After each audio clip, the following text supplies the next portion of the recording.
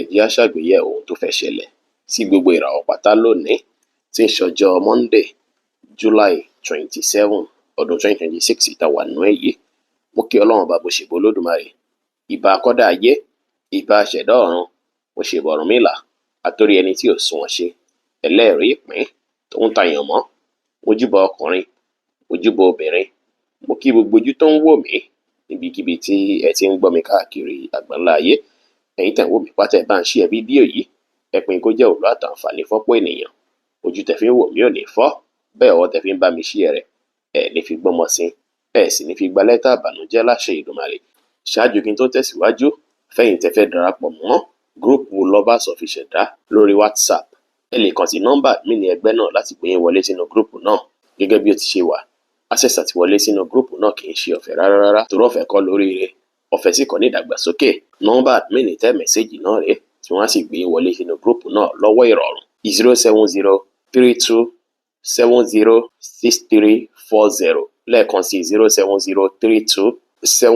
07032706340. Ẹ̀yin oníràwọ̀ iná tó kanra yẹn Harry tàbí láàrin March 21 sí April 20. Ọjọ́ yìí ọjọ́ ire ló jẹ́, ṣùgbọ́n ó ṣeéṣe kí ọ̀rọ̀ iṣẹ́ kó fẹ́ rí bákan lénìí. Stress máa fẹ́ pọ̀ lápọ̀jù lọ́jọ́ tòní fún yín níbi iṣẹ́, látàrí pé ó máa láwọn kankan tó ṣe pé ẹ máa fẹ́ meet up pẹ̀lú láti rí dájú pé mo ṣe gbá mo ṣàwo mo ṣe kò wá bá ṣe àsùn mo tètè yanjú ẹ̀ ní kíákíá. Àwọn kan máa pọ̀ lọ́hùn yín tẹ́ fẹ́ mójútó níbi iṣẹ́ lọ́jọ́ tòní. Ọjọ́ tòní ọjọ́ tó ṣe pé ẹ ní láti rí dájú pé ẹ mú sùúrù lò, ẹ rọ́ọ̀ṣì jù lórí ohunkóhun tí ẹ ń ṣe. Ẹ fẹ̀lẹ́ ṣe kẹ́ fọgbọ́n ṣe, kẹ́ ṣiṣẹ́ yín ní ṣísẹ̀ntẹ̀lé ló dára, kó má jẹ́ pé a padà lọ dín pé ó lọ́rọ̀ yìí tẹ́, tàbí kó má jẹ́ pé ẹ̀tù wa lọ ṣe mistake tó ṣe pé àwa tún wá dàbí ìgbà pé fẹ́ padà tún bẹ̀rẹ̀ iṣẹ́ láti bẹ̀rẹ̀. Ọjọ́ ìkẹmọ̀ dájú pé máa busy gidi gan níbi iṣẹ́. Àwọn mistake kéékèèké náà lè máa wáyé lọ́jọ́ tòní, ṣùgbọ́n ẹ máa padà borí ẹ̀. Àwọn kan tó lè fẹ́ fún yín lọ necessary stress tẹ́ tí ẹ plan fún rárá tẹ́lẹ̀ ó lè fẹ́ ṣẹlẹ̀ lọ́jọ́ tòní, ṣùgbọ́n ẹ máa padà borí ẹ̀. Yẹn ní ìdára púpọ̀ fún yín láti fi rí dájú pé ẹ ṣàkíkanjú yín dáadáa, kí ẹ ní ìfaradà dáadáa, kẹ́ sì falẹ̀ mọ́ iṣẹ́ dáadáa. Falẹ̀ mọ́ iṣẹ́ dáadáa lẹ lè fi ráǹfààní àtòrígbámú lọ́jọ́ tòní. Kò sí wàhálà rárá lọ́jọ́ tòní, ọjọ́ iṣẹ́ lọ́jọ́ tòní jẹ́. Iṣẹ́ yín ní báyìí ni kẹ́ fi gbèrú gẹ́gẹ́ lọ́jọ́ tòní. Ẹ tiẹ̀ lè gbọ́n kankan mọ́ lọ́jọ́ tòní ju ọ̀rọ̀ iṣẹ́ yín gangan lọ. Ó dára púpọ̀ kẹ́ falẹ̀ mọ́ iṣẹ́ dáadáa lọ́jọ́ tòní. Èní máa fẹ́ wá pẹ̀lú faradà díẹ̀ o. Rí dájú pé ẹ fọgbọ́n ṣẹ̀fẹ̀ lè ṣe tẹ́ wá múra dáadáa lé ní kí ẹ̀dùn rí lójú tẹ́ bá ń lọ síbi iṣẹ́ o. Oríire ní sí báyìí òun ní sọ̀ní lọ́jọ́. Iṣẹ́ wa lè rí bákan lọ́jọ́ tòní torí stress àfẹ́ pọ̀ jù, tàbí àwọn nǹkan tẹ́ tiẹ̀ plan fún rárá tó lè fẹ́ ṣẹlẹ̀ níbi iṣẹ́ ó lè fẹ́ pọ̀ lápọ̀jù. Rí dájú pé ní faradà dáadáa kẹ́ sì mú sùúrù lò, wáṣí pé yàn tó lólùfẹ́ yín á dára.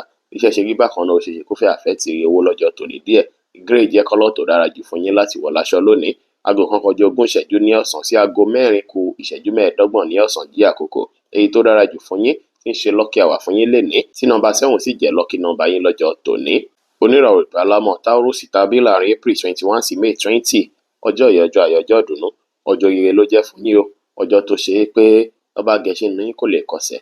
Ọ̀pọ̀lọpọ̀ yín ẹ máa wà nínú ìdùnnú, ẹ máa wà nínú ayọ̀ lọ́jọ́ tòní ní. Àǹfààní ire ló ń bọ̀ fún yín látọ̀nà jíjìn.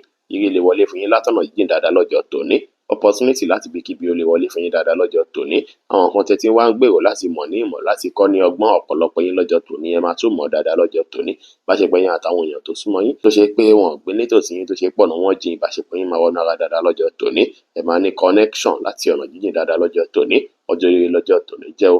Ọjọ́ tó ṣe gbogbo nǹkan tí ẹ bá ń fọ́ bàbá òun ló máa dún fún yín. Ẹ máa wà highly intelligent. Ọpọlọ yín á jí pépé dáadáa lọ́jọ́ ti tòní tó ṣe pé gbogbo nǹkan kí nǹkan tẹ́ bá ń ṣe kò ní mọ́wọ́ ìnira dání rárá.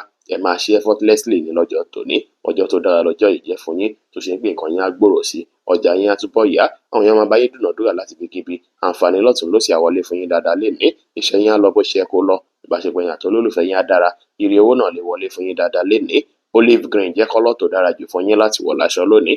Aago 4:25 ní ọ̀sán sí aago 6:10 ní ìrọ̀lẹ́ jí àkókò èyí tó dára jù fún yín, tí ń ṣe lucky hour fún yín lénìí, tí nọ́mbà 8 sì jẹ́ lucky nọ́mbà yín lọ́jọ́ tòní. Oníràwọ̀ afẹ́fẹ́ aláwàdà Gemini tàbí láàrin May 21 sí June 21.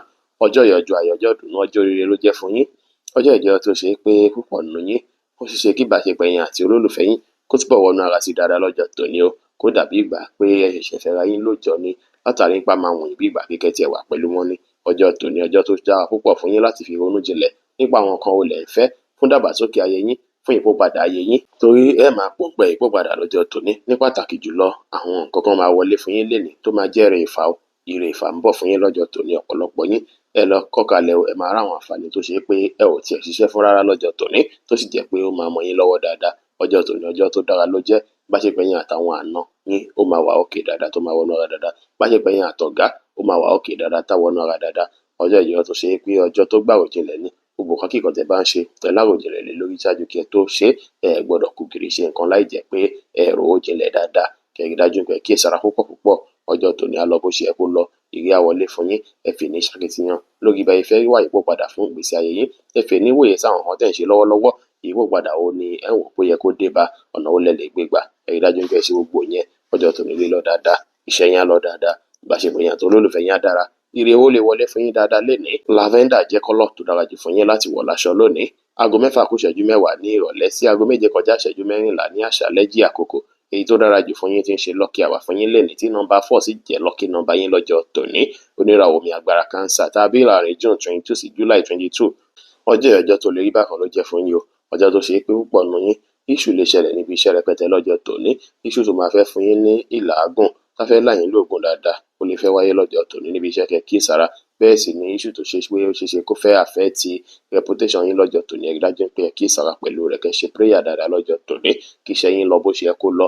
Bákan náà sì rèé, àwọn èèyàn àti olólùfẹ́ yín náà ó lè má gùn régé tó lọ́jọ́ tòní o, látàrí pé ìfàǹfà máa wáyé láàrin yín lọ́jọ́ tòní. Nǹkan kan lẹ máa fẹ́ sọ àbí nǹkan lẹ máa fẹ́ fọpọlọ gbé kalẹ̀ bí àìdíà pé àbáyé ni kíní ìṣe lọ. Ìgbésẹ̀ báyìí ló yẹ ní gbígbé. Ṣáwá dàbí ìgbà kan máa fẹ́ oppose yín pé irọ́ kò rí bẹ́ẹ̀. Tó ṣe pé issue lè fẹ́ wáyé láàrin yín méjèèjì lọ́jọ́ tòní. Ẹ kíyèsára, ẹ ṣeéṣe kẹ́ sọ̀rọ̀ kò bá kún gbé kan lọ́jọ́ tòní tó máa affect olólùfẹ́ yín, tó máa mú káwọn náà wá bínú pé lágbájá ṣe máa sọ̀rọ̀ báyìí. Ẹ kíyèsára púpọ̀ lọ́jọ́ tòní pẹ̀lú ọ̀rọ̀ ẹnu yín o. Ẹ kíyèsára pẹ̀lú ọ̀rọ̀ ẹnu yín, wọ́n ti ń pè yín lóhùn. Tó bá jábọ́ kò ní ṣe kó mọ́. Ọjọ́ tòní ẹ rí dájú pé ẹ mú sùúrù lò dáadáa. Ẹ má rush ara yín jù. Ẹ ṣe nǹkan ní ṣísẹ̀ntẹ̀lé. Ẹ ṣe prayer lórí ọ̀rọ̀ iṣẹ́ àti gbogbo nǹkan tó fẹ́ ṣẹlẹ̀ lọ́jọ́ tòní. Kéni lè lọ bó ṣe yẹ kó lọ. Iṣẹ́ yín lè rí bákan lọ́jọ́ tòní. Ìbáṣepọ̀ yín àti olólùfẹ́ yín náà lè rí bákan. Ire owó òun náà lè rí bákan lọ́jọ́ tòní. Ṣùgbọ́n tí gbogbo ènìyàn bá tiẹ̀ wá rí bákan, ọ̀la ń bọ̀ wá dára. Ẹ rí dájú pé ẹ ṣe prayer dáadáa kẹ́ kíyèsára púpọ̀ púpọ̀ kí gbogbo nǹkan yín lè dùn yín gbà lọ́jọ́ tí tòní. Bí ìṣèjẹ́ kọ́lọ́ tó dára jù fún yín láti wọ̀ láṣọ lónìí. Ẹ dẹ̀ kíyèsára dáadáa láàrin yín àti olólùfẹ́ yín púpọ̀ lọ́jọ́ tòní o. Ẹ kíyèsára kí èṣù máa pọ̀ lápọ̀jù lọ́jọ́ tòní láàrin èèyàn àti wọn. Aago 7 kọjá ìṣẹ́jú 14 ní àṣálẹ́ sí aago 9 kọjá 30 ìṣẹ́jú ní àṣálẹ́ jí àkókò. Èyí tó dára jù fún yín tí ń ṣe lucky hour fún yín lénìí, tí nọ́mbà 7 sì jẹ́ lucky nọ́mbà yín lọ́jọ́ tòní. Oníràwọ̀ iná tó gbóná rere Leo tàbí láàrin July 23 sí August 22. Ọjọ́ ìyọjọ́ ayọ̀, ọjọ́ ìdùnnú, ọjọ́ rere ló jẹ́ fún yín. Ọjọ́ tó ṣe pé ọ̀pọ̀lọpọ̀ yín ó ṣe pé stress máa fẹ́ pọ̀ pẹ́ fún yín lọ́jọ́ tòní o. Stress á pọ̀ dáadáa tí kì í ṣe díẹ̀ gan lọ́jọ́ tòní. Ẹ máa fẹ́ busy gan, ẹ máa busy gidi gan lọ́jọ́ tòní. Multiple task máa wà fún yín lọ́jọ́ tòní. Nǹkan tó wá dára jù kẹ́ ṣe náà ni pé kẹ́ ṣe ní ṣísẹ̀ntẹ̀lé. Ẹ má rush ara yín, ẹ má kiri méjì bọ́ná lẹ́ẹ̀kan ṣoṣo. Ẹ sì gbọ́dọ̀ procrastinate. Ẹ gbọ́dọ̀ ló dọ̀là kí n tó yanjú ẹ̀, gbọ́dọ̀ tún là kí n tó yanjú ẹ̀. Ẹ gbọ́dọ̀ ṣe mẹ́lẹ́, ẹ gbọ́dọ̀ ṣọ̀lẹ rárá. Gbogbo nǹkan yín lè lọ bó ṣe yẹ kó lọ, kó lè dùn yín gbà lọ́jọ́ tí tòní. Tẹ́ bá fálẹ̀ mọ́ṣẹ́ dáadáa lénìí, ẹ máa ráǹfààní àti ire gbámú. Bákan náà sì rèé, ẹ ní láti tún fojú ẹ̀gbẹ́ kan wo ìlera ara yín náà. Ẹ má stress ara yín ju bó ṣe yẹ lọ débi pé á wá padà lọ rẹ̀ yín tẹ́ ju bó ṣe yẹ lọ. Kẹ́ kíyèsára púpọ̀. Tẹ́ bá ń ṣiṣẹ́ lọ́wọ́ tó bá dàbí ìgbà pé ó rẹ̀ yín, ẹ wá àkókò láti relax díẹ̀ ló dára níbi iṣẹ́ yín lọ́jọ́ tòní. Ẹ mú iṣẹ́ yẹn lọ́kùnkúndùn. Ẹ ro inú jinlẹ̀ nípa àwọn nǹkan wo ni ò sẹ́ẹ̀tì dáadáa. Ọ̀nà wo lẹ fẹ́ gbé gbà tẹ́ máa fi gbogbo iṣẹ́ náà yanjú. Bákan náà sì rèé, púpọ̀ nínú yín tó ṣe pé ẹ wá máa ṣiṣẹ́. Ó dára púpọ̀ kẹ́ ẹ fi ọjọ́ tòní kẹ́ fi ronú jinlẹ̀ nípa life yín. Ẹ fi introspect nípa àwọn nǹkan wo lẹ fẹ́ tún ṣe nínú ayé yín. Ọ̀nà wo lẹ fẹ́ gbé bàtà yín á fi sẹ́ẹ̀tì dáadáa. Introspection tẹ́ bá ṣe lọ́jọ́ tòní, ẹ máa observe àwọn nǹkan kan fúnra lára yín. Tẹ́ sì máa fẹ́ ṣe àtúnṣe lé lórí tó sì máa ran ìgbésí ayé yín lọ́wọ́. Iṣẹ́ yín á lọ bó ṣe yẹ kó lọ lénìí. Ìbáṣepọ̀ yín àti olólùfẹ́ yín á dára. Ire owó náà lè wọlé fún yín dáadáa lénìí pẹ̀lú. Brown jẹ́ kọ́lọ̀ tó dára jù fún yín láti wọ̀ láṣọ lónìí. Aago 9 kọjá 30 ìṣẹ́jú ní àṣálẹ́ sí aago 12 kù ìṣẹ́jú 15 ní àṣálẹ́ jí àkókò. Èyí tó dára jù fún yín tí ń ṣe lucky hour fún yín lénìí, tí nọ́mbà 5 sì jẹ́ lucky nọ́mbà yín lọ́jọ́ tòní. Oníràwọ̀ ìpè funfun Virgo tàbí láàrin August 23 sí September 22. Ọjọ́ yìí ọjọ́ ìdùnnú, ọjọ́ ayọ̀, ọjọ́ ìrọ̀rùn, ọjọ́ ìfọ̀kànbalẹ̀ lọ́jọ́ yìí jẹ́. Ọjọ́ tó ṣe pé ẹ máa dán láwọ̀ ni o. Gbogbo èèyàn pátá ló máa gbà tí yín. Ẹ máa lẹ́ran ìfẹ́ yìí jù dáadáa lọ́jọ́ tòní. Àwọn èèyàn nífẹ̀ẹ́ yín, wọ́n á gbà sí yín púpọ̀ púpọ̀ lọ́jọ́ tòní. Ẹ máa rẹwà sí ni o. Ọjọ́ tòní sì jẹ́ ọjọ́ tó ṣe pé àwọn àǹfààní ńláńlá ó máa ṣílẹ̀ fún yín lọ́jọ́ tòní. Ẹ máa rí nǹkan ìdùnnú, ẹ máa rí nǹkan ayọ̀ ní gbogbo ọ̀nà látòwúrọ̀ lọ títí daṣálẹ́ gbọ̀n. Inú ìdùnnú, inú ayọ̀ báyìí lẹ máa wà. kò ní sí wàhálà rárá lọ́jọ́ tòní. Ikọ́ tí ẹ̀ ń kọ́mọ ejò lẹ́sẹ̀ òbí tẹ bá rìn sí lé nìgan àrùn èyí báyìí lẹ máa rìn àwọn èèyàn máa gbà tí yín lọ́tùn lósì ni. Kódà ó ṣeé ṣe kí ẹ ráǹfààní dáadáa jẹ lọ́jọ́ tòní kí owó wọlé fún yín dáadáa lọ́jọ́ tòní. Torí ẹ̀yin fún alára yín mágínẹ́ẹ̀tì lẹ máa jẹ́ lọ́jọ́ tòní o. Ọjọ́ tòní tó lólùfẹ́ kan bá wọnú ayé yín ìbáṣepọ̀ yín ó máa wà ókè ṣùgbọ́n dára kí ẹ ṣèwádìí lórí ohunkóhun. Ìyẹn fẹ́yìn tẹ́ jẹ́ single tó ṣe pé ẹ̀ ń wó lólùfẹ́. Bákan náà sì rèé ẹ̀yin fúnra lára yín gan ẹ̀rín àtọ̀yàyà lẹ́fi bá ọ̀pọ̀lọpọ̀ èèyàn ṣe lọ́jọ́ tòní tó sì jẹ́ nǹkan tó dára púpọ̀. Gbogbo nǹkan tó wá tẹ́yìn lọ́rùn báyìí la máa wùn yín láti ṣe lọ́jọ́ tòní. Ẹ rí dájú pé ẹ ṣe bẹ́ẹ̀ kò sí wàhálà kò sí ìdààmú. Ẹ tọ́jú ara yín, ẹ gbádùn ara yín, ẹ enjoy ara yín. Dé yín ni lọ́jọ́ tòní. Bẹ́ẹ̀ sì ni ẹ má gbàgbé ẹ máa wà very creative ẹ wá lo creativity yín yẹn lórí gbogbo ohunkóhun tẹ́ bá ń ṣe lórí ọjà tẹ́ ń tà ẹ lo creativity yín ẹ múnú àwọn èèyàn dùn ẹ má ra àwọn èèyàn yá gágá àwọn èèyàn ṣe dáadáa sí yín lọ́jọ́ tòní ẹ̀yin náà ṣe dáadáa sí wọn kẹ́ má wá gbéraga kẹ́ ní ìrẹ̀lẹ̀ dára ṣe yín á lọ bó ṣe yẹ kó lọ ìbáṣepọ̀ yín àti olólùfẹ́ yín á dára ire owó á sì wọlé fún yín lénìí. Green jẹ́ kọ́lọ̀ tó dára jù fún yín láti wọ̀ láṣọ lónìí. Aago 9 kù ìṣẹ́jú 15 láàárọ̀ sí aago 10 kù ìṣẹ́jú 15 láàárọ̀ jí àkókò èyí tó dára jù fún yín tí ń ṣe lucky hour fún yín lénìí tí nọ́mbà 5 sì jẹ́ lucky nọ́mbà yín lọ́jọ́ tòní. Oníràwọ̀ afẹ́fẹ́ márìmí fún Libra tàbí láàrin September 23 sí October 22.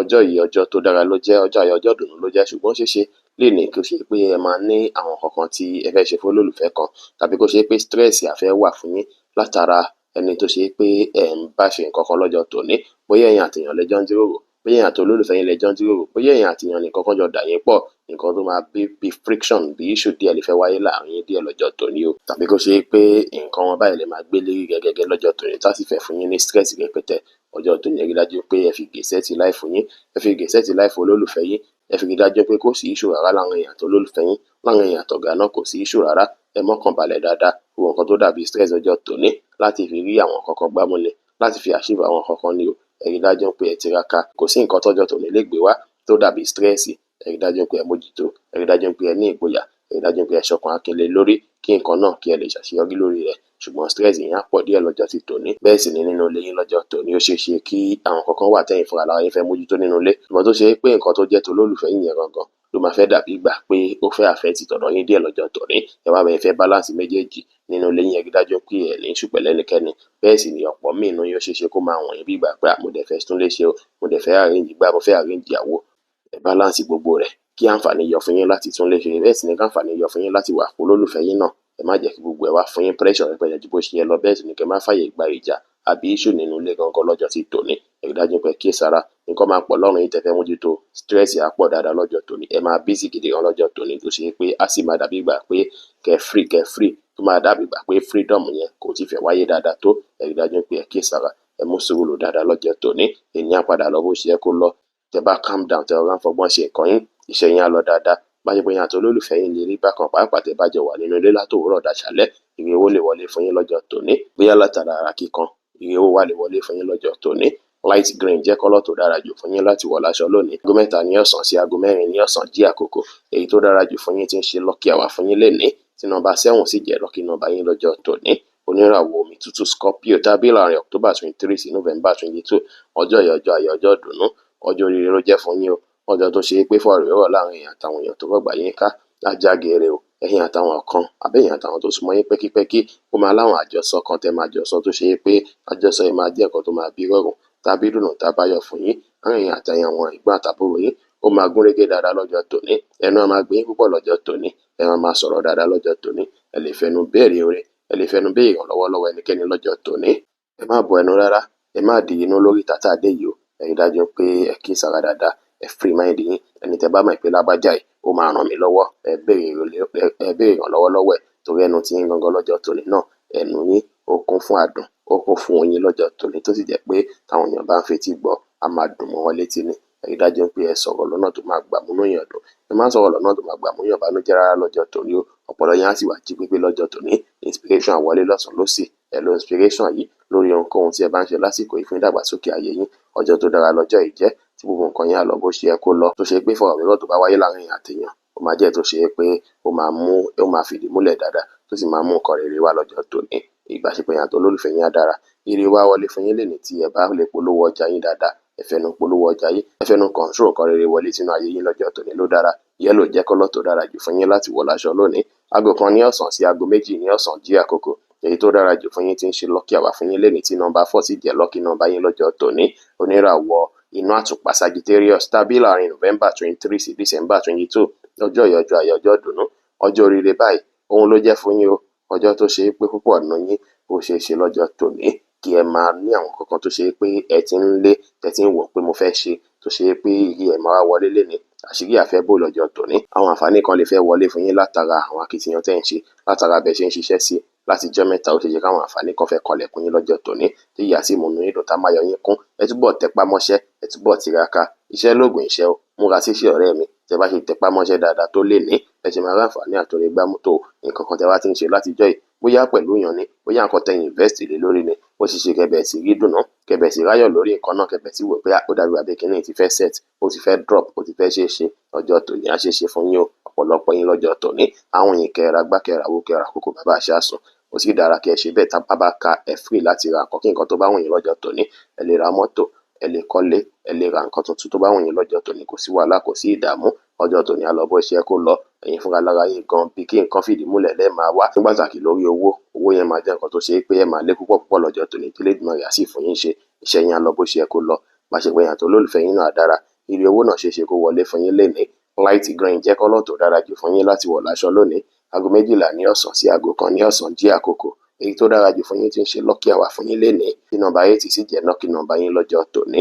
Oníràwọ̀ ìrọ̀pẹ́lẹ̀ eruku Capricorn tàbí láàrin December 23 sí January 19 ọjọ́ yìí ọjọ́ ayọ̀ ọjọ́ ìdùnnú ló jẹ́ ṣùgbọ́n ọjọ́ tó tún gbà kí sára ló jẹ́ pàápàá nínú ilé ó ṣeé ṣe kí ẹ fẹ́ ní nǹkan rẹpẹtẹ tẹ fẹ́ mójútó nínú ilé lọ́jọ́ tòní. Ọ̀rọ̀ fámílì ó lè wà lọ́kàn yín bùkátà fámílì ó lè wà lọ́rùn yín dáadáa lọ́jọ́ tòní tó ṣe pé máa fẹ́ gbé tó ṣe pé arẹ́ dàbí ìgbà kó wá wúwo díẹ̀ lọ́kàn yín ẹ̀yin fúnra lára yín náà sì rí ó ní nǹkan tẹ fẹ́ ṣe fúnra lára tí yín gan ó lọ́nà tẹ fẹ́ gbé gbà láti mójútó ọ̀rọ̀ ayé tí yín gan ọ̀rọ̀ ayé tí yín gangan máa ka yín lára púpọ̀ lọ́jọ́ tòní bí ìgbà pé ó yẹ kí n ti jù báyìí lọ ó yẹ kí nǹkan tún sì máa yàtọ̀ sí ó yẹ káwọn nǹkan mi ti rọrùn sí ṣùgbọ́n tó ṣe é pé ẹ máa tún wá láwọn kankan bíi bùkátà nínú fámìlì yín gangan lọ́jọ́ tòní nínú ilé bóyá bùkátà àwọn ọmọ ni bóyá tọkọ ni bóyá ẹ̀dẹ̀ fẹ́ tún lè ṣe ni bóyá ẹ fẹ́ ra àwọn kankan wọlé ni bóyá ẹ fẹ́ clean nínú ilé ni ẹ fẹ́ clean àyíká yín gbogbo nǹkan bẹ́ẹ̀ máa fẹ́ stress yín lọ́jọ́ tòní nǹkan tó ṣàmáa fẹ́ fún yín stress rẹpẹtẹ á fẹ́ ṣẹlẹ̀ nínú ilé lọ́jọ́ tòní tó ṣe é pé ìfaradà àti ìyànjú báyìí òun náà lẹ́ẹ̀ fi ṣe ìfaradà yẹn náà lẹ́ẹ̀ wà nílò ẹ sì wà nígboyà pẹ̀lú ẹ̀ kọjọ́ tòní lọ bó ṣe yẹ kó lọ ẹ̀yin tọ́lọ́run bá kádàrá pẹ́ lọ síbi iṣẹ́ lọ́jọ́ tòní náà nínú ibi iṣẹ́ yín tó bá ṣe pé abẹ́ ilé lẹ ti ń ṣiṣẹ́ ẹ máa busy níbẹ̀ náà ẹ máa láwọn task rẹpẹtẹ náà tó bá ṣe pé gbangba náà lẹ ti ń ṣiṣẹ́ ẹ máa busy níbẹ̀ náà ẹ máa láwọn task rẹpẹtẹ ṣùgbọ́n ẹ máa tún ṣẹpẹrẹ díẹ̀ sí ti ilé ẹ ṣe prayer dáadáa gbogbo nǹkan tó máa ṣẹlẹ̀ ní negative way tó ṣe pé ká fẹ́ mú yín fúnra yín wà láṣẹ nínú ilé Ọlọ́run ní jẹ́ kí ó ṣẹlẹ̀ láṣẹ lọ́wọ́ Ọlọ́run ọba ọjọ́ tòní á lọ bó ṣe kó lọ tẹ bá fọgbọ́n ṣe tẹ fẹ̀rẹ̀ ṣe tẹ sì ṣe prayer ẹ wá ṣe ṣe kẹ́yìn tẹ̀ ń lòrà wọ̀nyí kẹ́ ẹ rí àǹfààní látọ̀nà jíjìn o ó ṣeé ṣe kí ẹ gbúrò kèrè kí ẹ dùnnú kẹ́ gbúrò kèrè kẹ́ yọ ẹ lè gbọ́rọ̀ yẹn ayọ̀ lọ́nà jíjìn lọ́jọ́ tòní bẹ́ẹ̀ sì lẹ́yìn tẹ́ bá wà ń travel ó ṣeé ṣe kẹ́ pàdé olólùfẹ́ ní travel lọ́jọ́ tòní o olólùfẹ́ náà sì lè jẹ́ tó ṣe pé ẹ lè jọ wà papọ̀ tó fún ìgbà pípẹ́ látàrí pé ajẹ́ni tó ṣe páwọn dàgbàsókè ayé yín lọ́wọ́ ọjọ́ tòní ó ṣeé ṣe kí wọlé fẹ́yìn tẹ́ ń lò àwọ̀ iná látọ̀nà jíjìn kò sí bó tilẹ̀ rọ̀ kó rí àǹfààní kan wọlé látọ̀nà jíjìn ẹ máa rí nǹkan dùnnú kan látọ̀nà jíjìn lọ́jọ́ tòní iṣẹ́ yẹn á lọ dáadáa ṣùgbọ́n bá ṣe pé yàn tó olólùfẹ́ yín lè má wà òkè pàápàá tó bá ṣe pé ẹjọ́ wà nínú ilé tààrọ̀ dálẹ̀ ire ó wà lè wọlé fún yín lénìí pink jẹ́ kọ́lọ̀ tó dára jù fún yín láti wọ̀ láṣọ lónìí aago 7 kù ìṣẹ́jú 10 láàárọ̀ sí aago 9 kù ìṣẹ́jú 10 láàárọ̀ jí àkókò èyí tó dára jù fún yín tí ń ṣe lucky hour fún yín lénìí tí nọ́mbà 7 sì jẹ́ lucky nọ́mbà yín lọ́jọ́ tòní. Oníràwọ̀ afẹ́fẹ́ oníbínú Aquarius tàbí láàrin January 20 sí February 18 ọjọ́ yìí ọjọ́ ìdùnnú ọjọ́ ayọ̀ ló jẹ́ fún yín ọjọ́ tó ṣe é pé púpọ̀ nínú yín ẹ máa bẹ̀rẹ̀ sí ní nǹkan kan tó jọ mọ́ free minded ọkàn yín máa wà lórí àwọn kọ̀ọ̀kan lọ́jọ́ tòní bí ìgbà pé nǹkan tẹ̀ ń fojú sùn pé ó yẹ kí kíní ti pọ̀ sí ó yẹ kí nǹkan ìtì tómi lọ́wọ́ ṣùgbọ́n tó ṣe é pé ẹ wà máa wò lọ́kàn yín pé ọ̀nà wo lẹ fẹ́ gbégbà tá fi bọ́ sí ọ̀nà wo lẹ fẹ́ gbégbà tá fi dán ẹ kíyè sára lé ní mood swing lè fly around gan lọ́jọ́ tòní ẹ lè fẹ́ máa wà múdì kẹdùnú díẹ̀ nísìn kó tún dàbí ìgbà pé ẹ tún máa lejú díẹ̀ ẹ tún lè wò pé ẹ fẹ́ tún rẹ́rìn ẹ fẹ́ tún ṣe ọjọ́ tòní ẹ máa switch púpọ̀ lọ́jọ́ tòní rí i dájú pé ẹ wulẹ̀ yìí ní sọ́tọ̀ láti fi wà ní mímọ́ láti fi rí i dájú pé ẹ kọra mọ́yàn anyhow ẹ rí i dájú pé ẹ ṣe prayer lọ́jọ́ tòní torí spiritual day lọ́jọ́ yìí jẹ́ púpọ̀ nù yín lè láàlà tó ṣe pàlà náà sì máa wá sí ìmúṣẹ. Bẹ́ẹ̀ sì ni ọ̀pọ̀lọpọ̀ yín náà lọ́jọ́ tòní ó ṣeé ṣe kí ẹ ní ìmísí tàbí kí ẹ ní imagination kan pé nǹkan yóò dàbí pé báyìí ló máa lọ tó sì jẹ́ pé bẹ́ẹ̀ náà ló máa padà lọ. Ọjọ́ yìí ẹ̀mí máa bá yín sọ̀rọ̀ dáadáa. Ẹ̀mí tó ń bá yín sọ̀rọ̀ ẹ rí dájú pé ẹ finú tán jù kan kíkan lọ. Ẹ má finú tán ẹnikẹ́ni yàtọ̀ sí ẹ̀mí tó ń bá yín sọ̀rọ̀ lọ́jọ́ ti tòní. Ẹ kà kún bàbàrà lọ́jọ́ tòní. Ọjọ́ yìí dára púpọ̀ kẹ́ fi rí dájú pé ẹ ronú jinlẹ̀ lórí nǹkan ṣáájú kẹ́ tó ṣe o. Ẹ jẹ́ kẹ́mi ẹnu yín bá yín sọ̀rọ̀ ṣáájú kẹ́ tó gbégbèsẹ̀. Ẹ gbọ́dọ̀ kò kìí gbégbèsẹ̀ rárá lọ́jọ́ tòní kó má bàa bí kábàámọ̀ kẹ́ ké sára púpọ̀. Ọjọ́ tòní á lọ dáadáa. Ẹ wáyè láti ṣe prayer dára kí gbogbo nǹkan yín lè lọ bó ṣe yẹ kó lọ. Iṣẹ́ á lọ bó ṣe yẹ kó lọ. Ìbáṣepọ̀ yín àti olólùfẹ́ yín á dára. Èrè owó náà lè wọlé fún yín lénìí. Ẹ gbọ́dọ̀ rìnrìn òru lénìí o. Ẹ sì gbọ́dọ̀ sunú òkùnkùn lénìí. Lavender jẹ́ kọ́lọ̀ tó dára jù fún yín láti wọ̀ láṣọ lónìí. Aago 9 kù ìṣẹ́jú 10 ní àárọ̀ sí aago 11 kọjá ìṣẹ́jú 5 láàárọ̀ jí àkókò. Èyí tó dára jù fún yín tí ń ṣe lucky hour fún yín lénìí tí nọ́mbà 1 sì jẹ́ lucky nọ́mbà yín lọ́jọ́ tòní. Oníràwọ̀ mi tí kì í ro Pisces tàbí láàrin February 19 sí March 20. Ọjọ́ yìí ọjọ́ ayọ̀ ọjọ́ ìdùnnú. Ọjọ́ rere gbà ló jẹ́ fún yín o. Ọjọ́ tó ṣe é pé tí ẹ nílò kankan support àwọn èèyàn ti tó fún yín lọ́jọ́ tòní. Èèyàn báyìí láṣọ yín, èèyàn láṣọ ẹyẹ yín lọ́jọ́ tòní. Àwọn èèyàn bá yín ṣe lọ́jọ́ tòní, wọ́n á dúró tì yín, wọ́n á pọ́n yín lé dáadáa lọ́jọ́ tòní. Ẹ̀yin fúnra lára yín máa nílò wọn, àwọn náà máa nílò yín lọ́jọ́ tòní. Ẹ̀yin tẹ́ bá ń ṣiṣẹ́ tó jọmọ́ teamwork àbí iṣẹ́ àjùmọ̀ṣe, èyí ní iṣẹ́ yín á dùn yín gbà. Iṣẹ́ yín á lọ bó ṣe yẹ kó lọ lọ́jọ́ tòní. Gbogbo nǹkan yín á dùn yín gbà lọ́jọ́ tòní. Ẹ fi ní free pẹ̀lú àwọn èèyàn. Ẹ bá àwọn èèyàn ṣe lọ́jọ́ tòní. Ẹ bá àwọn ọ̀rẹ́ bójúlùmọ̀ ṣe. Tẹ́ bá lọ bí iṣẹ́ gan, tẹ́ bá ètè dé ó dára kẹ́ ètè sílé. Kẹ́ ètè bá àwọn tó lọ́gbà yín ká ṣe. Bí bá àwọn èèyàn ṣe lọ́jọ́ tòní ó ṣeé ṣe kí opportunity dìde. Ó ṣeé ṣe kí àǹfààní dìde látara social circle yín. Ẹ rí dájú pé ẹ connect pẹ̀lú àwọn èèyàn. Ẹ link pẹ̀lú àwọn èèyàn dáadáa. Ọjọ́ connection lọ́jọ́ tòní jẹ́ tó ṣe pé ó ṣeé ṣe káwọn nǹkan tẹ́ ń ṣe kó búrẹ́kẹ́ sí látara connection lọ́jọ́ tòní. Ẹ má ṣe wà lẹ́yìn nìkan. Ẹ ní dánìkan ṣe ìgbésí ayé yín lọ́jọ́ tòní. Àwọn èèyàn àdúgbò tí mi ò bí mo ṣe sọ. Ẹ̀yin náà ẹ free pẹ̀lú wọn. Ẹ free dáadáa. Free day lọ́jọ́ tòní jẹ́ fún yín. Ẹ fi free pẹ̀lú àwọn èèyàn. Ṣùgbọ́n ẹ má finú tán yàn jù kẹ́sì má gbára lé yàn jù. Ẹ dájú pé ẹ súnmọ́ yàn níwọ̀n gbẹ̀fà kẹ́sì jìnnà sí yàn níwọ̀n gbèjé. Kẹ́ mọ boundary àti limit lọ́jọ́ ti tòní ló dára. Iṣẹ́ yín á lọ bó ṣe yẹ kó lọ pàápàá tẹ́ bá ń ṣiṣẹ́ tó jọmọ́ teamwork. Ìbáṣepọ̀ yín àti olólùfẹ́ yín á dára.